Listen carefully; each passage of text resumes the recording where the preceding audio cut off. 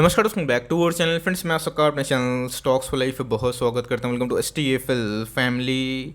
DFL numbers finally India Mart के Q4 के numbers हमें देखने को मिल चुके हैं और गैस एज स्टेटेड इसके पहले प्रमोटर ने बताया भी था कि उनके Q4 के नंबर्स हमेशा चैलेंजिंग होते हैं। रीज़न क्या होता है? बिकॉज ईयर एंड होते हैं।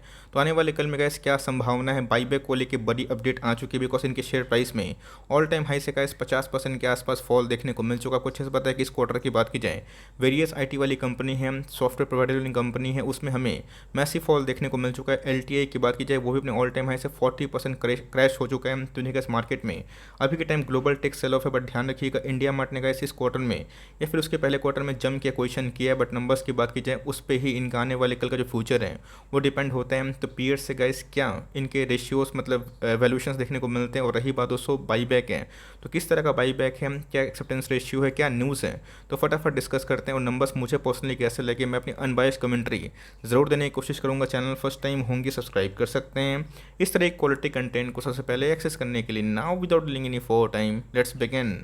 बाईबैक पाऊंगा, लेकिन उससे पहले जो नंबर्स हैं उस पर आपकी गौर जरूर होनी चाहिए। सारे फिगर्स रुपीस मिलियंस हैं, तो मैं उसको करोड़ में कन्वर्ट करके बताऊंगा और ये बताने की कोशिश करूंगा कि नंबर्स असल में कैसे हैं। तो जहाँ कैसे 190 करोड़ से जो इनका रेवेन्यू है अभी के टाइम 230 करोड़ के आसपास हमें देखने को मिल रहे हैं। तो जहाँ कैसे YoY बेसिस की बात की जाए तो रेवेन्यू में ठीक ठाक जंप हमें देखने को मिल रहा है। बहुत मैसिव मैं नहीं बोलूँगा बिकॉज मार्केट में 250 करोड़ के आसपास रहने का मेरे हिसाब से अनुमान था। बट यस, नंबर्स की बात की जाए जो टॉप लाइन है उसमें थोड़ी सी हमें कम ग्रोथ देखने को मिल रही है। बात की जाए इनके ईयरली ग्रोथ को छोड़ के क्वार्टरली ग्रोथ की बात की जाए 210 करोड़ से अगर आप देखें तो अभी के टाइम में 230 करोड़ के आसपास हमें देखने को मिल रही है। बट ध्यान रखिएगा इस आपको अच्छे से पता है कि इस क्वार्टर में बहुत सारे IT वाले बिजनेस हो गए, सॉफ्टवेयर वाली कंपनी हो गए, प्लेटफॉर्म वाली कंपनी हो गए, उनके एट्रिशन रेट हाई हो रहे हैं, उनके जो एम्प्लॉय कॉस्ट हैं उसमें भी काफ़ी वृद्धि देखने को जरूर मिली है। एक्चुअली गैस इस क्वार्टर में भी वही देखने को मिल रहे हैं। तो जो गैस इनके जो एम्प्लॉय बेनिफिट हैं 57 से अभी के टाइम में गैस 87 हमें देखने को मिल रहे हैं। मतलब उसमें मेजर बहुत ज़्यादा जंप देखने को मिल रहा है। क्वार्टरली बेसिस की बात की जाए 64 से हमें उसमें उछाल देखने को मिल रहा है। और यही रीज़न है गैस कि जो कंपनी का रेवेन्यू छोड़ के जो एक्सपेंसेस होते हैं 99 से गैस 148 करोड़ के आसपास हो चुके हैं। और क्वार्टरली बेसिस की बात की जाए 113 से उसमें उछाल हमें देखने को ज़रूर मिल रही है। देखिए दोस्तों, कंपनी खर्चे बढ़ते हैं तो प्रॉफिट की संभावना काफ़ी कम होती है। बट देखना बनता है कंपनी किस सेक्टर में काम करती है, उसमें कौन कौन से प्लेयर है और उनका वैल्यूएशंस कैसे हैं। तो नेट प्रॉफिट की बात की जाए तो गैस 55 करोड़ से इस साल की बात की जाए 57 करोड़ के आसपास हमें देखने को मिल रहा है। मतलब आप फ्लैट ईयरली जो प्रॉफिट है उसको आप कंसिडर कर सकते हैं बिकॉज कंपनी ने इस क्वार्टर में काफ़ी खर्चे ज़रूर किए हैं। बाकी जो क्वार्टरली बेसिस पे तो 70 करोड़ का जो प्रॉफिट था अभी के टाइम डिक्लाइन होता हुआ देखने को ज़रूर मिल रहा है। तो जिनका इसका मार्केट उसका पता नहीं था, इसका पता मार्केट को बहुत पहले था। और इसके जो बीच में इंटरव्यू हुआ था जिनके CEO है मिस्टर अग्रवाल ने बताया भी था कि उनके ईयर एंड के वजह से उनके प्रॉफिटेबिलिटी जो Q4 के नंबर्स होते हैं डाउन होते हैं। बट यस, उसमें फिर से आने वाले कल में रिकवरी ज़रूर होती है। तो देखना बनता है कि नेक्स्ट क्वार्टर में क्या नंबर्स पेश होंगे। तो जहाँ कैसे अगर आप देखें ईयरली बेसिस पे आप इसको फ्लैट EPS कंसिडर कर सकते हैं। क्वार्टरली बेसिस की बात की जाए उसमें हमें अच्छी खासी एक्सपेंस बढ़ने की वजह से गिरावट देखने को जरूर मिली है। चलिए नंबर्स की बात की जाए, मैंने आपको दिखा दिया। बात की जाए डिविडेंड की तो ₹2 के आसपास कंपनी ने डिविडेंड जरूर दिया। और दोस्तों ध्यान रखिएगा 100 करोड़ के आसपास कंपनी बाईबैक ज़रूर डाली है। तो जहाँ कोई भी कंपनी जब बाईबैक लेके आती है इसका इंडिकेशन क्या है फाइनेंस वर्ल्ड में, बिकॉज कंपनी को ऐसा लगता है कि उनका अभी के टाइम जो शेयर प्राइस हैं वो काफ़ी अंडर वैल्यूड है। और मार्केट में तेज़ी की वजह आपको अच्छे से पता है कि इसके पहले भी बाईबैक आया था TCS का 4500 के आसपास। तो ऑफकोर्स का शेयर प्राइस अभी भी स्ट्रगल कर रहे हैं। तो जिनका अगर TCS का हाल ख़राब हो सकता है तो छोटी कंपनी का हाल और भी ख़राब हो सकता है। बट ध्यान रखिएगा दोस्तों ये टेंडर बाईबैक है, तो मैं बताऊंगा कि होता है क्या। तो जिनका 6250 के आसपास इनके लेवल्स देखने को ज़रूर मिल रहे हैं। तो कंपनी को ऐसा लगता है कि इनका जो शेयर प्राइस अभी के टाइम होना चाहिए ये 6250 के आसपास होना चाहिए। और उस लेवल से अभी के टाइम करंटली जो शेयर ट्रेड हो रही है वो काफ़ी अंडर वैल्यूड में कैटेगरी में है, ऐसा गैस कंपनी को लगता है। इसलिए गैस कंपनी इसके पहले भी बहुत सारी एक्वाजिशन करी है और उसके बाद उसको कंपनी ने फाइनली जो बाईबैक है उसको भी डिसाइड ज़रूर किया है। इस बात की जाए बाईबैक कितने तरह के होते हैं, एक होता है गैस ओपन मार्केट बाईबैक, एक होता है फिक्स प्राइस टेंडर ऑफर, एक होता है डच ऑक्शन और एक होता है डायरेक्ट नेगोशिएशन। तो जी हाँ गैस, इसमें हमें टेंडर ऑफर बाईबैक देखने को मिल रहा है। मतलब जहाँ पे जो प्राइस है वो फिक्स है, लेकिन अभी तक जो रेशियो है आप कितना अप्लाई करने से कितना कंपनी एक्सेप्ट कर सकती है उसको लिए कोई भी खुलासा नहीं है। बट यस, अब देखना बनता है कि शेयर प्राइस में गैस कल के दिन क्या रिएक्शन होगा। बिकॉज इसके पहले भी मैंने इसको बहुत बार कवर किया था और बीच में तो गैस ये भाग के 9500 के आसपास भी आया था। जब हमने इसको बहुत बार कवर किया था तो उसमें गैस इसने 50% 70% के आसपास पैसे बनाए थे। और मार्केट में गिरावट की वजह से गैस इसमें सारे पैसे वाइप आउट होते हुए देखने को जरूर मिल चुके हैं। तो जो गैस पेन तो उसने दिया है, बट बाईबैक को लेकर थोड़ी सी खुशी हमें देखने को जरूर मिल रही है।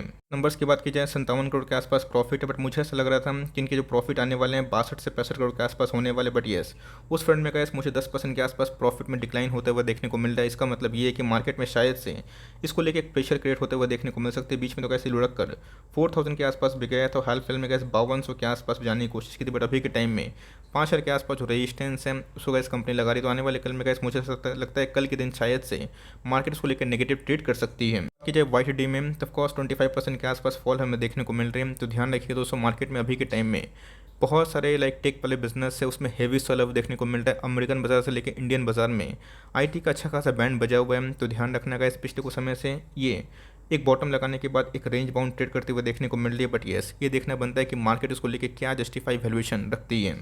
इनकी लिस्टिंग हमें देखने को मिल रही है, इसने कैसे अच्छे खासे पैसे बना के दी। इतने फॉल होने के बावजूद भी इसने 300% आसपास पैसे बना के जरूर दिए हैं। तो देखिए गैस इसने 2 बार टॉप लगाने के बाद अच्छी खासी गिरावट दर्ज की। तो टेक्निकल चार्ट पर देखना बनता है कि यहाँ पे गैस कहाँ बॉटम लगेगा और अभी के टाइम गैस जो वैल्यूएशन है वो कंसर्न है या फिर नहीं। ध्यान देने वाली बात इधर पे ये है कि B2B बिजनेस की आपको पता है कि सबसे लार्जेस्ट और ओल्डेस्ट प्लेयर हमें देखने को मिलती है। और SME की बात की जाए, MSME की बात की जाए, कंपनी उसमें काफ़ी अच्छा काम करती है। अगर आपको अपने इंटरप्राइजेस को आगे बढ़ाना है, उसके लिए मार्केटिंग चाहिए, पब्लिसिटी चाहिए, नेटवर्क चाहिए, तो गैस कंपनी देती। तो एक तरह का इनोवेशन बिजनेस है।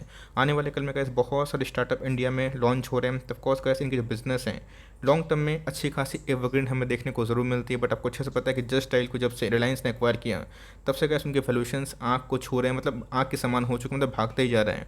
जो पहले बहुत ही कम था। तो जिन्हें गैस हम लोग कंपेयर करेंगे जेडी से अभी के टाइम के वैल्यूएशंस कैसे देखने को मिलते हैं। मार्केट कैप की तो जिन्हें गैस 15,000 करोड़ के आसपास की मार्केट कैप हमें देखने को जरूर मिलती है। ऑल टाइम हाई से अच्छी खासी फॉल हमें देखने को मिल रही है। तो बहुत लोग मुझे पता है इसके 6,000, 6,500, इवन 7,000 पे भी इसको लेके बैठे। बट ध्यान रखिएगा दोस्तों, जो पहले स्टॉक का प्राइस ट्रेंडिंग 80 के आसपास था, अभी के टाइम 48 के आसपास हमें देखने को मिल रहा है। रही बात ROC की, ROE की, ये बहुत ही क्वाइट इंटैक्ट है। बहुत ही कम ऐसे बिजनेस है गाइस इनके सेक्टर में जो प्रॉफिट मेक करते हैं। और गाइस इनके वैल्यूएशंस ऑफकोर्स रिजनेबल तो थोड़े से हैं, बट येस अभी महंगे देखने को जरूर मिलते हैं। बट येस पहले से काफ़ी कम हो चुके हैं। फेस वैल्यू की बात की जाए ये में 10 दिखाई ज़रूर पड़ता है। इसी के बारे में डिस्कस करता हूँ। हमेशा याद रखिए दोस्तों, मार्केट में बहुत सारे प्लेयर्स हैं, उसमें अगर आप देखें तो इन्फोज एक किंग कंपनी मानी जाती है। इसमें भी गिरावट हमें देखने को मिल रही है। तो पूरा सेक्टर अगर डाउन रहेगा तो कोई भी प्राइस गिरेगा, बट इससे का इस कंपनी खत्म नहीं हो रही है, बर्बाद नहीं हो रही। मिड कैप कंपनी की यही कहानी होती है, कई भागते हैं तो कभी गिरता है। बट ये आपको आने वाले कल में कहीं समझना पड़ेगा कि इनके पीयर्स का वैल्यूएशन क्या है। नाइका की बात की जाए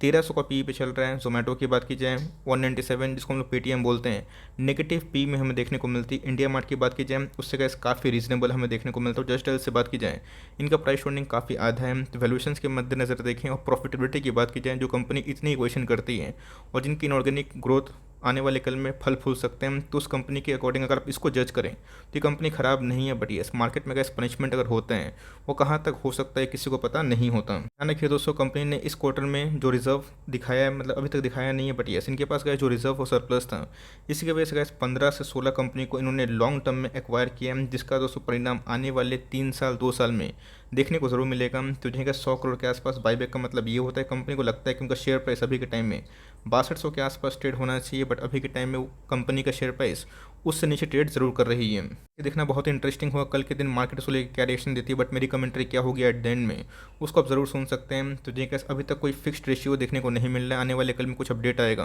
मैं उसको ज़रूर बता दूंगा। तो 49% के आसपास प्रमोटर का स्टेक है, जो बढ़कर इसे कोई मतलब इस बाईबैक के बाद शायद 50% से ऊपर हो जाए। बट FIS ने अपने स्टेक को थोड़ा ट्रिम किया, बट अभी FIS के पास 24% के आसपास स्टेक जरूर है। TS की होल्डिंग की बात की जाए 5.5% के आसपास है।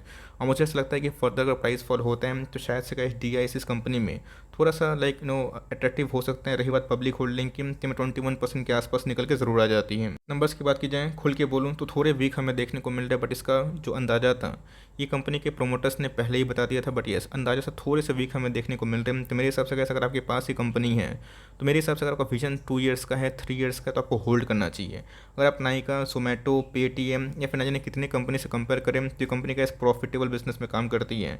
डेफ फ्री कंपनी है, भर भर के एक्वाजिशन कर रही है और बीच में बाईबैक भी ला रही है। जिसका संकेत ये है कंपनी को आने वाले कल में अपने बिजनेस से भरोसा है। तो मेरे हिसाब से अगर आपके पास ये कंपनी का शेयर प्राइस 6000 के आसपास है, 7000 के आसपास है, 5000 के आसपास है, तो मैं आपको एक ही बात बोलूँगा कि होल्ड करिए। अगर आपको पैनिक हो रहा है तो मेरे हिसाब से गैस इसके पहले का जो इनका लो था 4400 के आसपास, 4000 के आसपास, अब चाहे तो 4400 का जो स्टॉप लॉस है वो वाला काम करें। जिनको निकलने का मौका ढूंढना है वो कैसे एक बाउंस बैक का वेट कर सकते हैं, बट मेरे हिसाब से थोड़ा सा मार्केट उसको लेके पनिशमेंट दे सकती है। आने वाले कल में कैसे क्या कमेंट्री होगी, और इधर पे मैं देखूंगा कौन कॉल की बात की जाए, प्रेजेंटेशन की बात की जाए, इनके प्रोमोटर्स क्या बोलते हैं। बिकॉज टेक्निकली अगर आप देखें तो वीकनेस हमें देखने को जरूर मिल रही है, बिकॉज पिछले कुछ समय से वॉल्यूम्स काफ़ी ड्राई होते हुए देखने को मिल रहा है। कंपनी का जो शेयर प्राइस है ओवर सोल्ड जोन पे काफ़ी अरसे से पड़ा हुआ जरूर है। दोस्तों अगर गैप डाउन ओपनिंग होती है तब कोर्स गाइस 4500 4600 के आसपास भी शायद से ये आपको डरा जाता हुआ देखने को मिले, बट ये अपने आप में गाइस 4000 का जो लेवल है ये बहुत ही महत्वपूर्ण है। अगर इसका नीचे जाता है तो जो है पेन और भी दे सकता है, बट मेरे हिसाब से